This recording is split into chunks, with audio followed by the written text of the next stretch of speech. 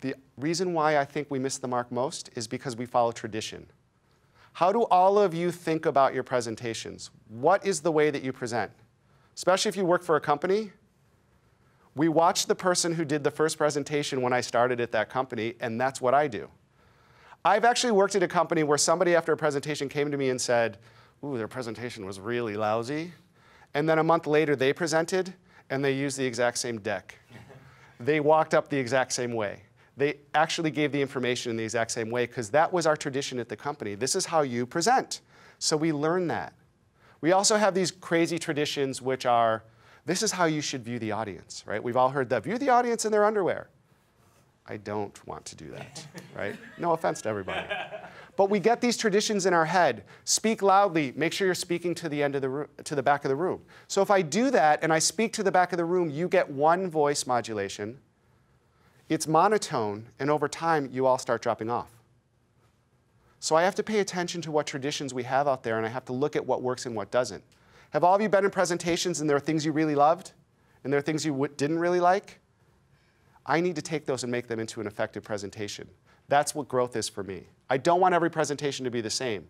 Otherwise, I rely on what I know, or I rely on the fact that now it's going to be over. We started, I'll be done soon.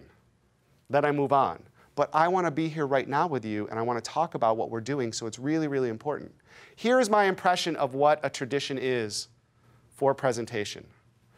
Thank you so much for having me here today. I'm really excited to give you a presentation this morning about presentations. Believe me, I'm not lost in the fact that I'm literally giving you a presentation on presentations. You're welcome. So today, we're going to do some things. I'm probably going to walk up nervously because I haven't warmed up. I'm going to start slow because I want to make sure you like me. I may bore you at times, which is OK. I'm going to tell some bad jokes to try and make you laugh to get you more engaged. I will avoid answering the tough questions, and then I will literally finish awkwardly and run off the stage. Is everyone ready for our presentation? Yeah. That's tradition, right? We see that, and that's what something in my head says. This is how people told me to present. Put an agenda slide together, tell everyone what I'm going to do, but you can all read. So I don't need to. This is a point of reference. But the point I'm trying to make is what we see often is someone puts their decks together and they just read everything.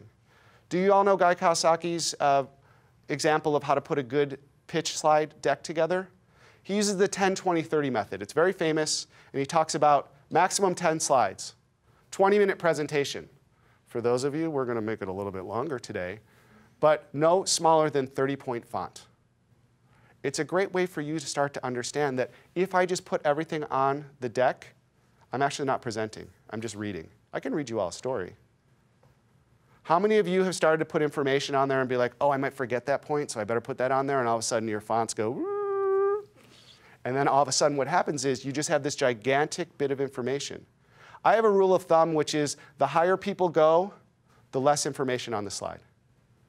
Because when you present in front of people who are executives, they're on their phones. They're really busy. They're working. So if you put a bunch of information on there, they absorb none of it. I don't do anything less than 45 point for something like that. That's what you get. It's up to me to present and be engaging, because people are definitely going to avoid it.